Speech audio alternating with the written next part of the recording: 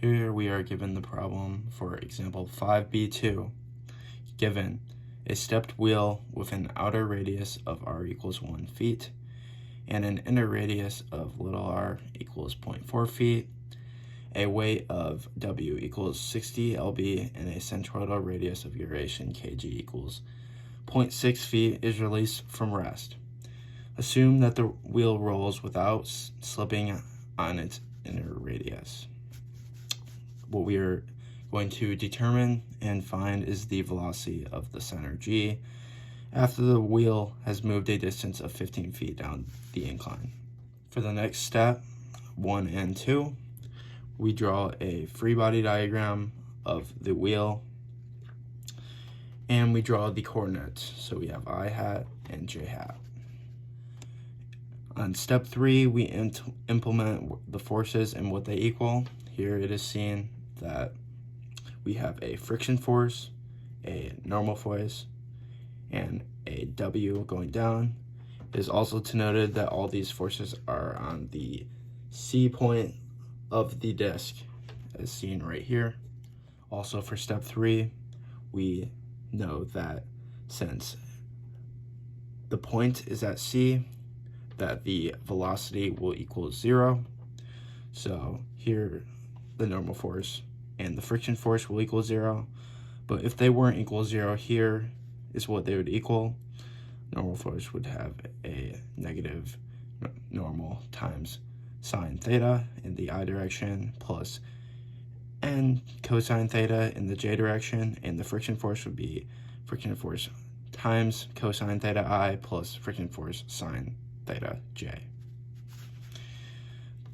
The weight force is negative because it is pointing down on the object and it is in the j hat direction. Step 4, we write out what the acceleration equals. So we have ag equals agxi plus agyj.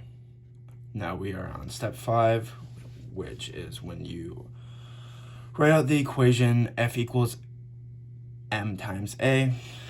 Seeing here, you plug in your forces, which our only force is negative weight force in the j direction, equals mass times the quantity of agxi plus agyj.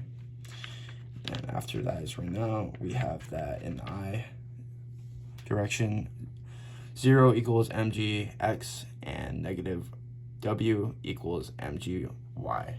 Next, we are on step 6, where we write out the equation for a case.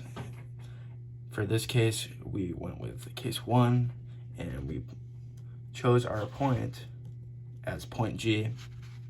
So we'd have the moment at point G equals Ig times alpha.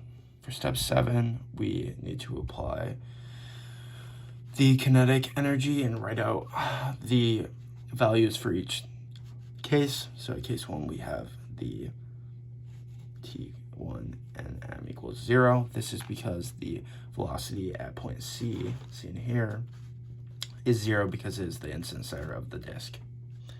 And then at T2, we have T2 equals 1/2 times IC omega squared.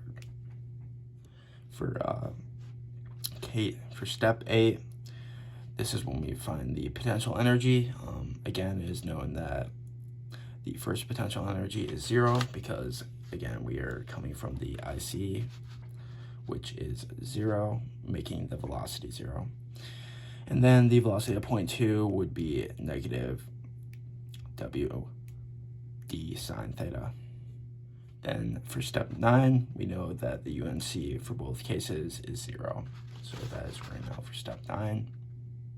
For step 10, we have the work energy equation. So we plug in everything we just found throughout each step into the work energy equation. So knowing that T1, B1, and the UNC equals 0, we have negative T2 equals V2, which is kinetic and potential energy at points 2. We plug in what we had right here and right here into the equation.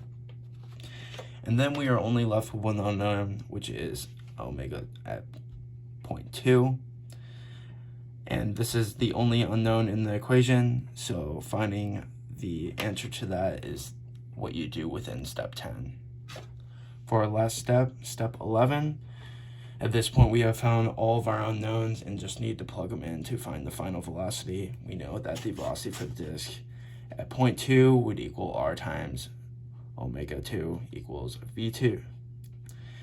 And then you also have to take into consideration that you are finding in vector form, so the vector form of v2 would equal v2 times the quantity of negative cosine theta minus sine theta. This is everything you need to solve the equation. Have fun completing the problem.